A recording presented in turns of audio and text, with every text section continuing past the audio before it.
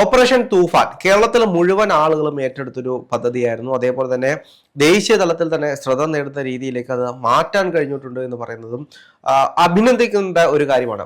പക്ഷെ ഇതിനകത്ത് ഇപ്പോൾ രാജീവ് ചന്ദ്രശേഖരൻ ഒരു പ്രസ്താവനയുമായിട്ട് വരികയാണ്. ഒരു വശത്ത് തൂഫാൻ എന്ന് പറയുന്ന ഒരു പരിപാടിയായിട്ട് ഇവരിറങ്ങും, ഇപ്പുറത്തെ വശത്ത് അവര് മദ്യത്തിന് നികുതി കുറച്ചുകൊണ്ട് മദ്യം കൂട്ടാൻ വേണ്ടിയിട്ട്, മദ്യ ഉപഭോഗം കൂട്ടാൻ വേണ്ടിയിട്ട് വരുന്നു എന്ന് പറഞ്ഞൊരു ആക്ഷേപം വരുന്നത്. എന്താണ് യഥാർത്ഥത്തിൽ സർക്കാർ ഉദ്ദേശിക്കുന്നതെന്ന് രാജീവ് ചന്ദ്രശേഖരന് ചോദിക്കുകയാണ്. അതിനെന്താണ് മറുപടി ഉള്ളത്? രാജീവ് ചന്ദ്രശേഖരോട് ചോദിച്ചത് തിരുവനന്തപുരം കോർപ്പറേഷന്റെ വിഷയങ്ങളായിരുന്നു. ഇപ്പോൾ ഒരു BJP സംസ്ഥാന അധ്യക്ഷൻ എന്നുള്ള പദവിയിൽ ഇരിക്കുന്ന ഒരാൾ, അദ്ദേഹം ഇപ്പോൾ അഡ്രസ് ചെയ്യേണ്ട ഏറ്റവും വലിയ വിഷയം എന്ന് പറയുന്നത് തിരുവനന്തപുരം കോർപ്പറേഷനിൽ മേയറും ഡെപ്യൂട്ടി മേയറും ഒക്കെ നടത്തിയ ഡ്രമാറ്റിക് ആയിട്ടുള്ള പെർഫോമൻസിനെ പറ്റിയുള്ള റിവ്യൂ ആയിരുന്നു പറയേണ്ടിയിരുന്നത്. തലകറങ്ങി വീഴുന്നു, അയ്യോ അമ്മ അയ്യോ, അതിലേക്ക് പറയുന്നത് ഞാൻ പറയുന്നതല്ല. കഴിഞ്ഞ ദിവസങ്ങളിൽ അമ്മ അയ്യോ അതെ, ഇപ്പൊ നമുക്ക് അതിലേക്ക് വരാം. അത് ഒരു കുറച്ചുകൂടെ എന്റർടൈനിങ് ആയിട്ടുള്ള കണ്ടന്റ് ഫണ്ണാണ്. അതെ, 100% ഫണ്ട് ഗ്യാരണ്ടി ചെയ്യുന്നുണ്ട് തിരുവനന്തപുരം കോർപ്പറേഷൻ. ഇപ്പോൾ ആര്യരാജ്യത്തിൽ ഇരിക്കുമ്പോഴുള്ള ഫണ്ടല്ല ഇത്. അവരൊക്കെ താത്വിക അവലോകനത്തിലൂടെ താത്വികമല്ലാത്ത കാര്യങ്ങൾ വിശകലനം ചെയ്ത് പഠിക്കുന്ന വലിയ താത്വിക ആചാര്യന്മാരാണ്. ഇല്ലാത്ത കുളത്തിന് ഫണ്ട് അനുവദിക്കുക, കട്ടയ്ക്ക് വേണ്ടിട്ട് പൈസ വേറെ മാറ്റുക. പക്ഷെ ഇവർ അങ്ങനെയല്ല. ജനങ്ങളുടെ നർമ്മബോധം ഉണർത്തുക, സ്ട്രെസ് കുറയ്ക്കുക എന്നുള്ള കാര്യത്തിലാണ് ഇവർ കുറച്ചുകൂടി ശ്രദ്ധ കേന്ദ്രീകരിക്കുന്നത്. തിരിച്ച് രാജീവ് ചന്ദ്രശേഖരന്റെ കാര്യത്തിലേക്ക് വരുവാണെങ്കിൽ, അദ്ദേഹം MLA ആണ്. അപ്പൊ നാട്ടിൽ നടക്കുന്ന കാര്യങ്ങളെ കുറിച്ചും അദ്ദേഹത്തിന് പ്രതികരിക്കാം. നിങ്ങൾ കഞ്ചാവ് പിടിക്കുന്നുണ്ട്, എന്തുകൊണ്ട് മദ്യത്തിന്റെ നികുതി കുറയ്ക്കുന്നു എന്നൊക്കെ പറഞ്ഞ് അദ്ദേഹം എന്തൊക്കെയോ ചോദിക്കുന്നുണ്ട്. പക്ഷെ എനിക്കൊന്നും മനസ്സിലാവുന്നില്ല. നിയമസഭയിൽ കസറാനും അദ്ദേഹത്തിന് അങ്ങോട്ട് സാധിക്കുന്നില്ല. അത് ഭാഷാ പരിമിതികളാണെന്നാണ് ഇതോട്ട് ചോദിക്കാൻ വേണ്ടിട്ട് എണ്ണീറ്റായിരുന്നു. അപ്പൊ തന്നെ VD സതീശ് അവിടെ അടക്കിയിരുത്തി. നിങ്ങൾ ഞങ്ങളുടെ ഇതിനെ പറ്റി പറയാം. നിങ്ങൾ 3 പേരുണ്ടായിരുന്നല്ലോ, 3 പേർക്ക് 3 ദിശയിലിരിക്കുന്നത്. നിങ്ങളെ പിണക്കി മാറ്റിയിരുത്തിയതല്ലേ? രാവിലെ പണ്ട് സ്കൂളിൽ പഠിക്കുന്ന കാലത്താണ് നമ്മൾ ക്ലാസ്സിൽ തമ്മി തല്ലിയിട്ട് 3 ഫ്രണ്ട്സിനെ 3 മൂലക്കിരുത്തുന്ന പരിപാടി. നിങ്ങളെ അങ്ങോട്ടും ഇങ്ങോട്ടും വഴക്കിട്ടിട്ട് 3 വരിയിലല്ലേ നിങ്ങൾ ഇരിക്കുന്നത്? അതായത് എനിക്ക് മുന്നേ ഇരിക്കണം, പറ്റത്തില്ല, എനിക്ക് മുന്നിരുന്നാലേ പറ്റൂ. അങ്ങനെയാണ് 3 പേരും തെറ്റിയിട്ട് ഒരാളെ പിടിച്ച് ഫ്രണ്ടിലേക്ക് ഇരുന്നത്. ഒന്ന് ആലോചിച്ച് നോക്കൂ. പാർട്ടിയുടെ സംസ്ഥാന അധ്യക്ഷന്റെ ഒരു വശത്ത്, മറ്റൊരു വശത്ത് പാർട്ടിയുടെ സംസ്ഥാന അധ്യക്ഷൻ ആകേണ്ടിയിരുന്ന BJPയുടെ കേരളത്തിലെ ഏറ്റവും മുതിർന്ന ഒരു ഫേസ് ആയ ഒരു നേതാവ്. ഇവർ രണ്ടുപേരും തമ്മിലുള്ള തല്ലെന്ന് പറയുന്നത് രണ്ടുപേരും പാർലമെന്ററിയനാണ്. ഇപ്പുറത്തെ ഒരാൾ ഇതൊന്നുമില്ല. ശരി, ഞാൻ ആയിക്കോട്ടെ, പ്ലീസ് എനിക്ക് തരും. അത്രയും വലിയ തല്ല് നടക്കുമ്പോൾ അദ്ദേഹം ഒന്ന് ആലോചിച്ച് നോക്കും. ഇത്രയും വലിയ ആഭ്യന്തര കലഹങ്ങൾ BJPക്കുള്ളിൽ നടക്കുമ്പോൾ കേരളത്തിലെ കാര്യങ്ങൾ കൂടി പരിഗണിക്കാൻ അദ്ദേഹത്തിന് സമയമുണ്ട്. അപ്പോൾ തന്നെ അദ്ദേഹം എത്ര നല്ല നേതാവാണെന്നുള്ള കാര്യം കൂടെ നമ്മൾ വിശകലനം ചെയ്യേണ്ടിയിരിക്കുന്നു. അത് മാത്രമല്ല, ഇപ്പൊ ഏറ്റവും കൂടുതൽ നമ്മൾ ശ്രദ്ധിക്കേണ്ട കോർപ്പറേഷനാണ്. കോർപ്പറേഷൻ വളരെ രസകരമായിട്ട് പൊക്കോണ്ടിരിക്കുകയാണ്. നമ്മൾ പറയുന്നതിനേക്കാൾ സുഗതനെ അറിയാമോ? സുഗതൻ ചെയ്യത്തില്ല.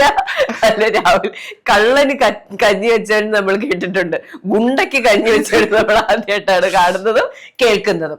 എന്നിട്ട് അങ്ങനെ ഒരു ഗുണ്ടയ്ക്ക് വേണ്ടിയിട്ട് ഇവിടുത്തെ മേയറും ഡെപ്യൂട്ടി മേയറും കൂടെ കിടന്ന് കാണിക്കുന്ന ഡ്രാമ വളരെ, ശരിക്കും പറഞ്ഞ ഇപ്പൊ സുഗതനെ പറ്റി അറിയാത്തതുകൊണ്ടാണ്. സുഗതൻ അങ്ങനെ ചെയ്യില്ല.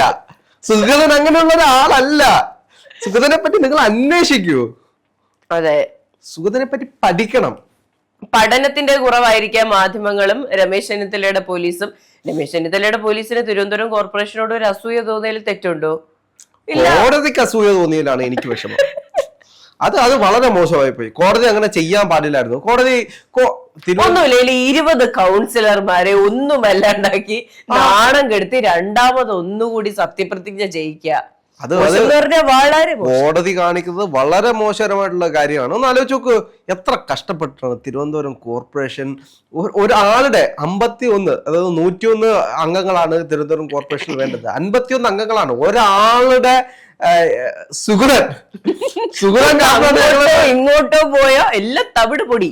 അങ്ങനെ നിൽക്കുന്ന സാഹചര്യത്തിലാണ് സുഗതനെ പിടിച്ച് ജയിലിൽ ഇട്ടേക്കുന്നത്. മോശമല്ലേ? ഇത് വന്നിട്ട് പറയാ കോടതി പറഞ്ഞിട്ട് ഞങ്ങൾ കൊണ്ടുപോകുന്നത്. സുഗതൻ തെറ്റ് ചെയ്തിട്ടൊന്നുമല്ല, രമേശ് ചെന്നിത്തലയുടെ പോലീസിന് അസൂയായിട്ടാണ്. അതെ, 10-36 കേസുണ്ട് സുഗതന്റെ പേരിൽ നിന്ന്. എപ്പോഴാ? പിണറായി വിജയൻ സർക്കാരിന്റെ കാലഘട്ടത്തിൽ കാപ്പ കേസ് പ്രതിയാന്ന് ഒന്ന് ആലോചിച്ച് നോക്ക്. പാവം പിടിച്ച സൂതനെ പറ്റി പറയാ. അല്ല, മറ്റേ അച്ചായൻ സിനിമയിൽ പറയുന്നത് കൂട്ട് അതാണ് എനിക്ക് എപ്പോഴും ഓർമ്മ വരുന്നത്. സുഗതൻ അങ്ങനെ ചെയ്യില്ല, സുഗതൻ അങ്ങനെ ചെയ്യുന്ന ആളല്ല. സുഗതന് പണ്ടൊരു കഴിഞ്ഞ കാലം ഉണ്ടായിരിക്കാം, പക്ഷെ ഇന്നത്തെ സുഗതൻ അങ്ങനെ അല്ല. അപ്പൊ അത് മനസ്സിലാക്കണ്ടേ കോടതി. എന്നിട്ട് എന്തുവാ 10-20 പേര് അയോഗ്യരാക്കിയേക്കുന്നത്. ഇവിടെ അയ്യപ്പന് വിലയില്ലേ, ഗുരുവായൂരപ്പന് വിലയില്ലേ, ഇവിടെ ഇത്രയും ദൈവങ്ങൾക്ക് വിലയില്ലെന്ന് കോടതി പറയുക. ദൈവനാമത്തിലല്ലേ നമ്മൾ സത്യപ്രതിജ്ഞ ചെയ്യുന്നത്. അപ്പൊ ദൈവത്തെ വിളിച്ചിട്ടാ ഗുരുവായൂരപ്പനെ അയ്യപ്പനെയും പിന്നെ അള്ളാഹുവിനെയൊക്കെ വിളിച്ചവരുണ്ടായിരിക്കും, ഉമ്മൻചാണ്ടിയെ വിളിച്ചവരുണ്ടല്ലോ, അവരെ അയോഗ്യരാക്കിയേക്കുന്നു. എന്താണിത്? ഇത് വെള്ളരിക്കാൻ പറ്റണമാണോ? അല്ല, ഈ പറഞ്ഞ പ്രതിസന്ധിയിലേക്കൊന്നും കാര്യങ്ങൾ പോകില്ല. സുഗതൻ ജയിലിൽ നിന്ന് സത്യപ്രതിജ്ഞ ചെയ്യാൻ തയ്യാറാണ്, പക്ഷെ കോടതി അത് സമ്മതിക്കില്ല എന്ന് തോന്നുന്നു. നമുക്ക് കോടതിക്കെതിരെ സംസാരിക്കേണ്ടി വരും. എനിക്ക് വളരെയധികം വിഷമമുണ്ട്. നമ്മുടെ കേരളത്തിന്റെ രാഹുലിനെതിരെ കേസെടുക്കുമ്പോ പോലീസിന് വിഷമമുണ്ടാവും. അല്ല, വളരെ വിഷമമുണ്ട്. ഒന്ന് ആലോചിച്ച് നോക്കൂ, ഓരോ സംസ്ഥാനത്ത് വളരെ ഇത്രയും കൊല്ലം കഷ്ടപ്പെട്ടിരുന്നിട്ട് ഒന്ന് അങ്ങോട്ടോ ഒന്ന് ഇങ്ങോട്ടോ പോയി കഴിഞ്ഞാൽ പണി കിട്ടുന്ന ഇടയ്ക്ക് സുഗതനെ പിടിച്ചു കോടതി പറഞ്ഞിട്ട് ജയിലിലുള്ള കോടതി എന്നിട്ട് പറയുകയാണ് സത്യപ്രതിജ്ഞ ക്യാൻസൽ ചെയ്യാൻ. ഭരണഘടനയുടെ പേരിൽ ചെയ്തുകൊണ്ട് കുഴപ്പമില്ല, ദൈവനാമത്തിൽ ചെയ്താലും കുഴപ്പമില്ല. ഭരണസമിതി താഴെ വീണ് ഇനി UDF LDF ഒരു കൊലീഷൻ ഉണ്ടാക്കി അവർ ഭരണസമിതി രൂപീകരിച്ചാൽ BJPയുടെ അവസ്ഥ എന്തായിരിക്കും? അത് നടക്കാതിരിക്കാൻ വേണ്ടിയിട്ടുള്ള കോടതി ഇതിനകത്ത് കളിക്കുന്നുണ്ടെന്നേ. കോടതി ഇതിൽ കളിക്കുന്നുണ്ട്. കാപ്പ കേസ് പ്രതിയെ അറസ്റ്റ് ചെയ്യാൻ കോടതി ഉത്തരവിടുന്നു. എന്തിന്? കോടതിക്ക് കുശുമ്പാണ്. തിരുവനന്തപുരം കോർപ്പറേഷൻ BJP പിടിച്ചതുമായി ബന്ധപ്പെട്ട് കോടതിക്ക് കുശുമ്പുണ്ടായതുകൊണ്ടാണ് കോടതി സൂദനെ അറസ്റ്റ് ചെയ്യാനൊക്കെ പറയുന്നത്. ഞങ്ങളുടെ സൂദൻ വെറും പാവമാണ്. അതുപോലെ തിരുവനന്തപുരം കോർപ്പറേഷനെ പറ്റി പല ആക്ഷേപങ്ങളും ഉണ്ട്. കുടിവെള്ളമില്ല എന്നും മാലിന്യ പ്രശ്നം രൂക്ഷമാണെന്നും അപവാദങ്ങൾ പ്രചരിപ്പിച്ചു വിടരുത്. പഠിച്ചിട്ട് വിമർശിക്കൂ സുഹൃത്തെ, പ്ലീസ്. അപവാദങ്ങൾ പറിച്ചു വിടരുത്. അങ്ങനെ പ്രശ്നങ്ങളൊന്നും തിരുവനന്തപുരത്ത് ഇല്ല എന്ന് തന്നെയാണ്.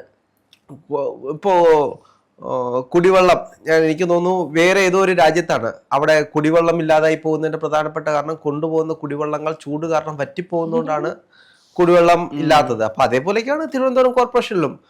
ചൂടുവെള്ളം ചൂടല്ലേ, അപ്പൊ കുടിവെള്ളത്തിനായിട്ട് വെള്ളം കൊണ്ടുപോകുമ്പോ വെള്ളം ആലോചിക്കണം. മേയറാണോ എല്ലാവരുടെയും വീട്ടിൽ വെള്ളം കൊണ്ടു കൊടുക്കേണ്ടത്? മേയറുടെ പണിയാണ് വെള്ളം കൊടുക്കേണ്ടത്. കിണർ കുത്തണം, സ്വന്തമായിട്ട് ബോർവെല്ലോ കിണറോ അല്ലെങ്കിൽ മിനറൽ വാട്ടറിൽ കുളിക്കട്ടെ. അതെ, നമ്മളിപ്പോ സമരക്കാർക്ക് വേണ്ടിട്ട് ആര്യരാജേന്ദ്രൻ ഉണ്ടായിരുന്ന സമയത്ത് നിങ്ങൾ ചോദിക്കാൻ പോകുമായിരുന്നോ മേരെ ഞങ്ങൾക്ക് കുടിവെള്ളം കിട്ടുന്നില്ലെന്ന്? പിന്നൊരു കാര്യമുണ്ട് രാഹുൽ, ഈ പ്രതിഷേധവുമായി മുന്നോട്ട് വന്നത് LDF പ്രവർത്തകരായിരുന്നു. എന്തുകൊണ്ട് BJPയുടെ കയ്യിൽ ഈ ഭരണസമിതി ഇരിക്കുന്നു എന്നൊരു ചോദ്യമില്ലേ? അതെ അതെ അതെ. കുടിവെള്ളത്തിന്റെ കാര്യം പറയുമ്പോൾ എനിക്ക് ആദ്യമേ ഓർമ്മ വരുന്നത് ഞങ്ങൾ കുടിവെള്ളം കൊടുക്കുമെന്ന് പ്രതിഷേധവുമായിട്ട് വന്നത് പൊങ്കാലയുടെ സമയത്തായിരുന്നു. BJPക്കാർ കുടിവെള്ളം കൊടുത്താൽ എന്താണ് പ്രശ്നം എന്ന് പറഞ്ഞുകൊണ്ട് അവര് കൊടുക്കട്ടെ എന്ന് പറഞ്ഞു വന്നത് മേയറാണ്. അപ്പൊ മേയറിനറിയാം മേയർ കൊടുത്തില്ലെങ്കിൽ വേറെ ആരെങ്കിലും ഒക്കെ കൊടുക്കട്ടെന്നേ. എന്നാണെങ്കിൽ ജനങ്ങളുടെ കാര്യങ്ങൾ നടന്നു പോയാൽ മതി. പക്ഷെ ഞങ്ങളുടെ സുഗതനെ പറഞ്ഞത് മോശമായി പോയി, ഇനി അങ്ങനെ ആവർത്തിക്കരുത്.